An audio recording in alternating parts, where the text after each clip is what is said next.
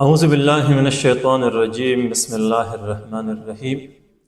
سیرت النبی صلی اللہ علیہ وآلہ وسلم کے حوالے سے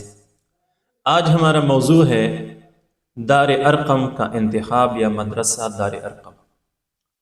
سیرت نگار لکھتے ہیں کہ رسول اللہ صلی اللہ علیہ وآلہ وسلم نے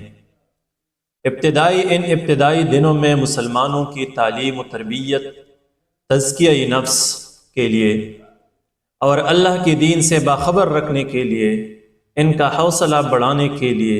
اور تحریک اسلامی کو آگے چلانے کے لیے مدرسہ دار ارقم کی بنیاد رکھی۔ یہ مدرسہ دار ارقم ارقم بن ابی الارقم کا گھر تھا، جہاں پر مسلمان اکٹھے ہوتے تھے اور یہاں پر مسلمان اللہ تعالیٰ کی عبادت بھی کرتے، ذکر و فکر میں بھی مصروف رہتے، اور جو لوگ مسلمان ہوتے تھے یہاں پہ آتے، اسلام سے باخبر ہو جاتے،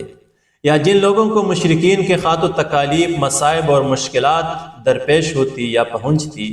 یہ ستائے ہوئے لوگ بھی یہاں پہ دار ارقم میں آتے تھے۔ یہاں پر ان کو اطمینان اور سکون نصیب ہوتی۔ یہ مسلمانوں کا ایک دار الندوہ یا دار الشورا بھی تھا، جہاں پر مسلمان اپنی زندگی پر، اپنی کارگزاری پر نظر ثانی کرتے، مستقبل کے لیے لائحہ عمل طے کرتے، صلاح و مشورے کرتے تھے۔ بہرحال یہ مختلف مقاصد کے لیے یہ جگہ استعمال ہوتی تھی، اور یہاں سے پھر اس تحریک اسلامی کے لیے تربیت یافتہ لوگ نکلتے تھے۔ اب رسول اللہ صلی اللہ علیہ وآلہ وسلم کی زندگی میں سن 4 نبوی سے لے کر 5 نبوی تک دار ارقم کی قیام یا اس مدرسے یا مسلمانوں کی اس دار الشورا یا مسلمانوں کی اس دار الاسلام سے ہمیں جو رہنمائی ملتی ہے یا ہمیں جو اسباق ملتی ہے، یہ خصوصاً ان لوگوں کے لیے زیادہ ضروری ہے جو کسی تحریک کو چلانا چاہتے ہیں، یا کسی سیاسی جماعت چلانا چاہتے ہیں، یا کسی تنظیم کو چلانا چاہتے ہیں۔ ان کے لیے خصوصی طور پر اس میں بڑی رہنمائی ہے۔ پہلی بات یہ ہے کہ اگر ہم دیکھیں تو لوگ یہ سوال کرتے ہیں کہ وہ کون سی وجوہات تھی جن کی بنیاد پر جو بھی بندہ ایک دفعہ کلمہ طیبہ لا الہ الا اللہ محمد الرسول اللہ پڑھ لیتے تو کفار کی تشدد، ان کی ظلم و ستم اور تکالیف، مشکلات پھر ان کو اپنے اسلام سے واپس نہیں پھیرنے دیتے۔ یہ لوگ واپس اسلام کو نہیں چھوڑتے۔ ان لوگوں میں، ان اولین مسلمانوں میں اتنی استقامت کہاں سے آ گئی تھی؟ تو اس کی ساری وجہ یا اس کی ایک وجہ یا بڑی وجہ یہ دار ارقم کا قیام تھا۔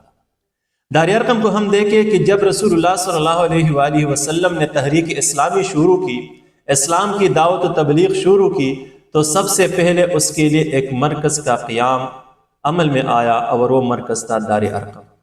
تو لہٰذا کسی تحریک کو چلانے والے کے لیے یا کسی پارٹی یا تنظیم کو چلانے والے کے لیے ضروری یہ ہے کہ ان کی تنظیم یا تحریک یا پارٹی کا ایک مرکز ہونی چاہیے، جو کہ دار ارقم سے رہنمائی ملتی ہے۔ پھر دار ارقم کو ہم دیکھیں تو اس کی دوسری صفت یہ تھی کہ یہ نہ تو رسول اللہ صلی اللہ علیہ وآلہ وسلم کا گھر تھا، نہ حجرہ تھا رسول اللہ کا، اور نہ ہی رسول اللہ صلی اللہ علیہ وآلہ وسلم کی نجی ملکیت یا جائیداد تھی، بلکہ ایک عوامی جگہ تھی جہاں پر ہر مسلمان آ سکتا تھا۔ لہٰذا کسی تحریک، تنظیم یا پارٹی کا مرکز ایسی ہونی چاہیے جو کہ عوامی ہو، اس پارٹی کے سربراہ یا اس تنظیم یا تحریک کے سربراہ کی ذاتی جاگیر یا نجی ملکیت نہ ہو، بصورت دیگر وہ تحریکیں کامیاب نہیں ہو سکتی۔ تیسری ہم دیکھیں دار ارقم کی صفت یہ تھی کہ یہاں پر مسلمان عبادت کرتے تھے، اور عبادت وہاں پر ہوتی ہے جو جگہ پاک ہو، تو عبادت کے لیے جگہ کی پاکی کی شرط ہے۔ تو اس کا مطلب یہ ہے کہ دار ارقم ایک پاکیزہ اور پاک صاف ستھرا جگہ تھی جہاں پر مسلمان عبادت کرتے تھے، اور یہی عبادت کی جگہ ان کا مرکز بھی تھا۔ لہٰذا کسی تحریک، تنظیم یا پارٹی کا مرکز ایسی ہونی چاہیے کہ جو پاک اور پاکیزہ اور صاف ستھرا ہو۔ وہاں پر بکواسات نہ ہو، وہاں پر شباب اور کباب نہ ہو، وہاں پر ناچ گانا نہ ہو، وہاں پر بے حیائی اور فحاشی نہ ہو، بلکہ وہ ایک صاف ستھری جگہ ہونی چاہیے، تب وہ تحریک یا تنظیمیں یا پارٹیاں کامیاب ہو سکتی ہے۔ چونکہ ہم دیکھیں کہ اس دار ارقم میں جو بھی بندہ آتا وہ کلمہ پڑھ کے واپس نکلتا تھا، یعنی اس بندے کی فکر تبدیل ہو جاتی ہے، اس بندے کی سوچ تبدیل ہو جاتی، اس بندے کا عقیدہ تبدیل ہوتا، پوری زندگی تبدیل ہو جاتی تھی۔ لہٰذا دار ارقم سے ہم یہ سیکھتے ہیں کہ مرکز کسی تنظیم، پارٹی یا تحریک کا ایسی ہونی چاہیے کہ اس مرکز کا وزٹ جو بندہ بھی کرے، اس کی سوچ اور فکر، اس کا عقیدہ، اس کی زندگی وہاں پر تبدیل ہو جائے۔ اگر آپ کی مرکز میں یہ صلاحیت نہ ہو، یہ تربیتی نظام نہ ہو کہ وہاں پر آنے والے لوگوں کا سوچ اور فکر تبدیل نہ ہو سکتا ہو، تو وہ مرکز محض لوگوں کی بھیڑ یا ہجوم جمع ہونے کی جگہ ہو سکتی ہے، لیکن کسی تحریک کا مرکز نہیں ہو سکتا۔ 5ویں نمبر پر ہم دیکھیں تو دار ارقم کی صفت یہ تھی کہ یہاں پر جو بھی آتا ان کو اطمینان قلب نصیب ہوتا، ان کو سکون ملتا۔ تو لہٰذا مرکز ایسی ہونی چاہیے کہ جہاں پر کوئی بھی بندہ آ جائے تو ذہنی طور پر منتشر نہ ہو جائے مزید، بلکہ وہاں پر انہیں سکون، اطمینان اور اپنی مقصد اور منشا کی یکسوئی نصیب ہوتی ہو۔ تو لہٰذا جس مرکز میں آنے والے لوگوں کو سکون اور اطمینان قلب نصیب ہوتا ہے، یا جس تحریک کے مرکز میں لوگوں کو یکسوئی نصیب ہوتی ہے، تب وہ تحریک آگے چل کے کامیاب ہو سکتی ہے۔ اگر کسی مرکز میں یہ صفت نہ ہو تو وہ تحریک یا تنظیمیں یا پارٹیاں کامیاب نہیں ہو سکتی۔ 6 نمبر پہ ہم دیکھیں کہ اسی دار ارقم میں جو بھی مسلمان آتے، ان کے دلوں میں اللہ کی یاد مزید بڑھ جاتی۔ یہ لوگ دن رات میں اللہ کی یاد اور فکر میں مصروف ہو جاتے، ان کے دلوں سے غیر اللہ کی یاد، غیر اللہ کی فکر، غیر اللہ کی سوچ نکل جاتی تھی۔ یہ لوگ مزید اپنے مقصد اور منشا پہ مضبوط ہو جاتے۔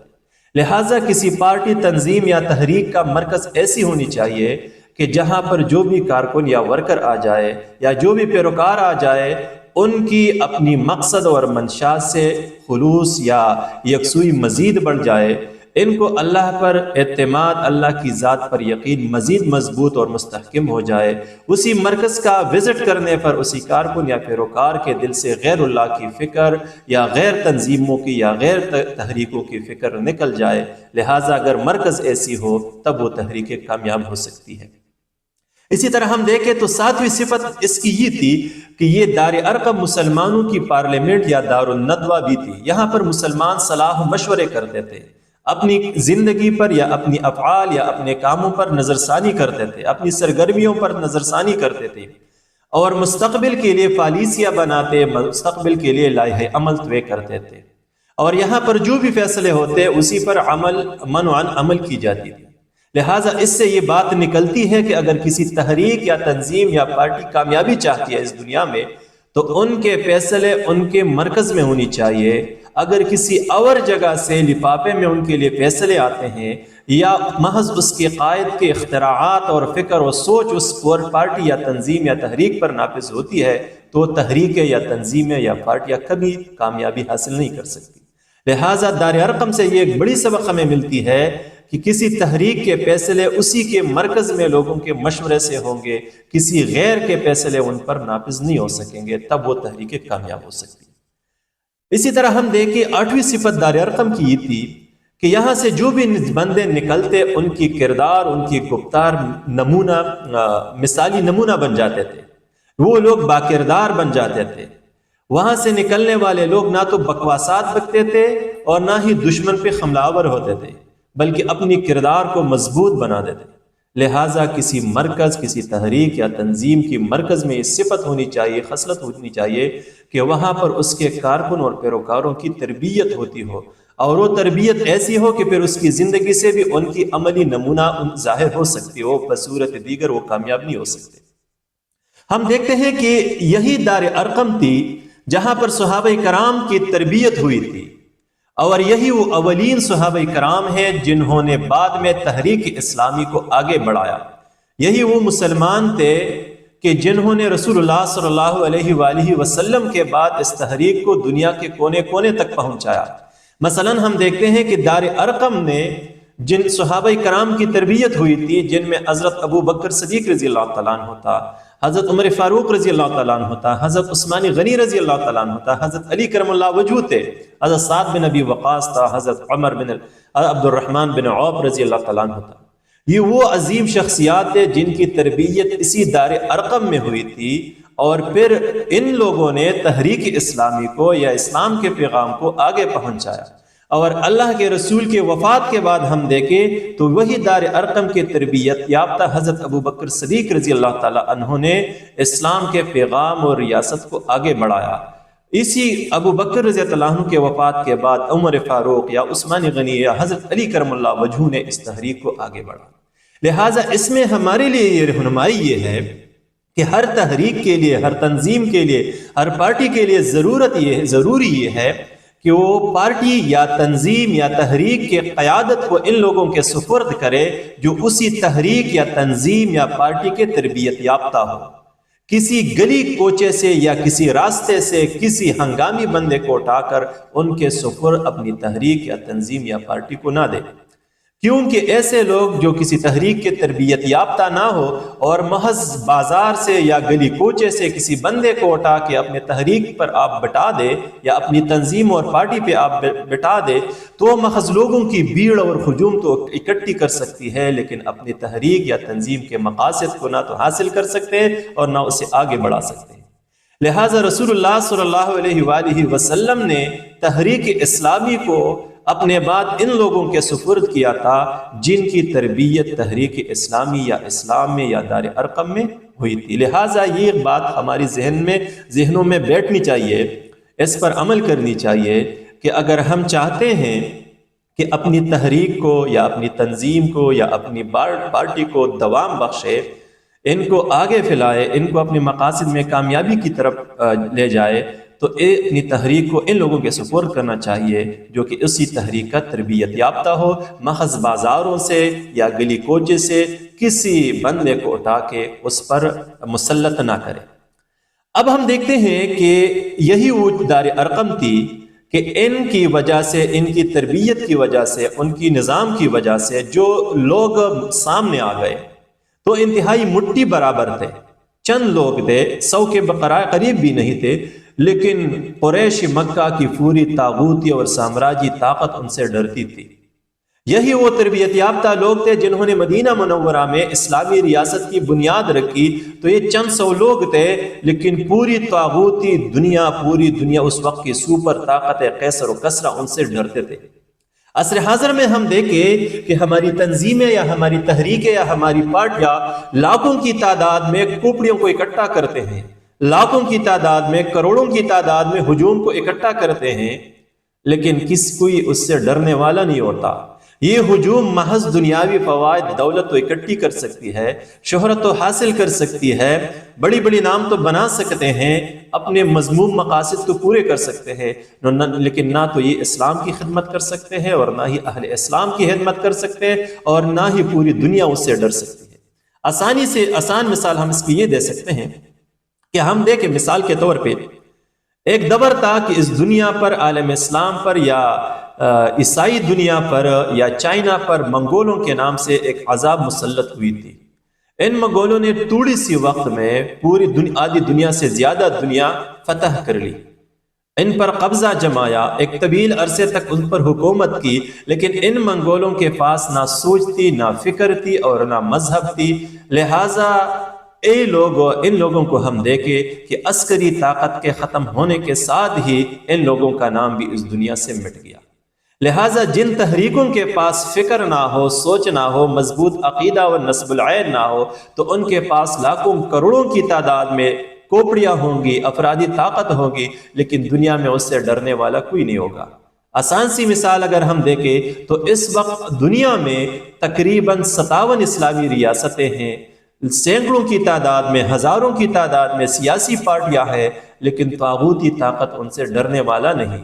حالانکہ ہم دیکھتے ہیں کہ مدنی ریاست کے چند 100 لوگوں سے لوگ ڈر رہے تھے۔ اسی طرح ہم دیکھیں کہ دنیا کے سینکڑوں کی تعداد میں پارٹیاں ہیں، لیکن طاغوت یا سامراجی نظام ان سے نہیں ڈرتے، کیونکہ ان لوگوں کے پاس عقیدہ اور فکر اور سوچ نہیں۔ یہ لوگ محض اپنے مفادات یا عیش و عشرت یا دولت یا عہدہ منصب یا شہرت جمع کرنے پر یکسو ہے۔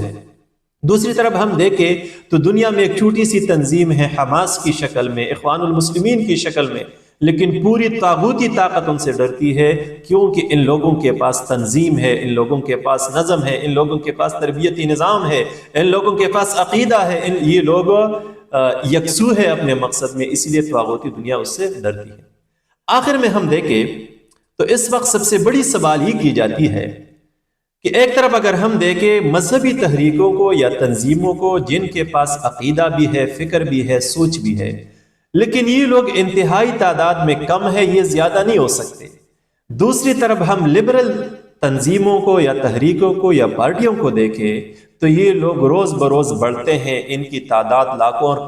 کروڑوں تک پہنچتی ہے۔ اس کی وجہ کیا ہو سکتی ہے؟ اس کی بڑی وجہ یہ ہے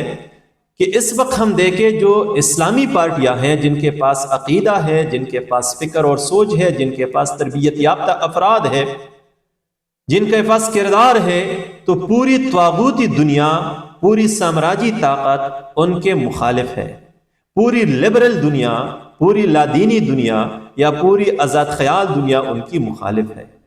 چونکہ ان کی مخالفت زیادہ ہے، اسی لیے ان کے پاس افرادی طاقت کم ہے اور وہ زیادہ نہیں ہو سکتی۔ دوسری طرف ہم لبرل تحریکوں یا تنظیموں یا پارٹیوں کو دیکھیں تو ان کی مخالفت کوئی نہیں کر سکتا، کیونکہ سامراجی دنیا یا طاغوتی اور باطل و مشرکانہ دنیا عالم اسلام میں جو کرنا چاہے یہ پارٹیاں ان کے مقصد اور منشا کو پورا کر سکتے ہیں۔ لہٰذا چونکہ ان کی مخالفت نہیں ہے، لہٰذا یہ دن بدن بڑھتی جاتی ہے۔ لہٰذا خلاصہ ان ساری باتوں کا یہ ہو گیا کہ اگر کوئی چاہتا ہے کہ ہماری تحریک یا تنظیم یا پارٹی مضبوط ہونی چاہیے تو پہلا شرط ان کے لیے یہ ہے کہ ان کا ایک مرکز ہونا چاہیے۔ مرکز کی صفت یہ ہونی چاہیے کہ وہ عوامی جگہ ہو، کسی پوری پارٹی یا تحریک کی ملکیت ہو، کسی کی نجی جائیداد یا نجی ملکیت نہ ہو، وہ مرکز پاک اور صاف ہو، وہ فحش و شراب و کباب و ناچ گانے کا مرکز نہ ہو۔ چوتھی نمبر پہ ہم دیکھیں کہ وہاں پر جو بھی آتا ہے وہ وہاں سے فیضیاب ہو کر نکلے۔ پانچویں یہ ہے کہ وہاں پر جو بھی آ جائے ان کو اطمینان قلب نصیب ہو، ان کو اپنے مقصد اور منشا اور تحریک سے مزید خلوص پیدا ہو جائے، اپنی مقصد پر یکسو ہو جائے، وہاں پہ آئے ہوئے لوگوں کو اللہ کی یاد آتی ہو اور غیر اللہ کی یاد ان کے ذہنوں سے نکل سکتے ہو، وہی جگہ، وہی مرکز ان لوگوں کا مرکز اور دارالشورا ہو، وہاں پر اس تحریک کے فیصلے ہوتے ہوں، کسی اور جگہ ان کے فیصلے نہ ہوں، وہاں کے لوگ کی عملی اور ان کی عملی زندگی مثالی ہو، باکردار ہو، اور اسی مرکز میں جن لوگوں کی تربیت ہو جائے۔ ان تحریکوں کے لیے ضروری ہے کہ ان تحریکوں کی باغ دوڑ یا تنظیموں کی باغ دوڑ انہی لوگوں کے سپرد کرے جو ان کے مرکز میں تربیت یافتہ ہو جائے۔ بصورت دیگر اگر ان باتوں کا خیال نہ رکھا جائے تو تحریکوں کے پاس، تنظیموں کے پاس، پارٹیوں کے پاس عوام کی کوپڑیوں کی ایک بڑی تعداد ہوگی، بڑی ہجوم ہوگی، لیکن یہ لوگ محض دنیاوی فوائد حاصل کر سکیں گے، اسلام کے لیے، اہل اسلام کے لیے یہ کچھ کرنے میں مایوس کن حد تک ناکام ہو سکتے ہیں۔ لہٰذا اللہ تعالیٰ سے دعا ہے کہ ہمیں ان باتوں کو سیکھنے کی توفیق عطا فرمائے۔ وآخر دعوانا ان الحمد للہ رب العالمین۔